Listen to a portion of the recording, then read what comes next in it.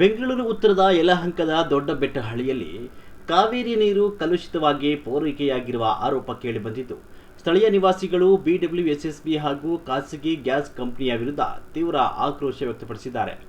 Attur layout ಸಮೀಪದ ದೊಡ್ಡಬೆಟ್ಟಹಳ್ಳಿಯಲ್ಲಿ gas pipeline ಕಾಮಗಾರಿ ವೇಳೆ ಕಾವೇರಿ ನೀರಿನ ಸಂಪರ್ಕ ಪೈಪ್ ಹಾನಿಗೊಳಗಾದ ಹಿನ್ನೆಲೆಯಲ್ಲಿ ಮಣ್ಣು ಮಿಶ್ರಿತ ನೀರು ಮನೆಗಳಿಗೆ ಪೂರೈಕೆಯಾಗಿದೆ ಅಂತ ಆರೋಪಿಸಲಾಗಿದೆ.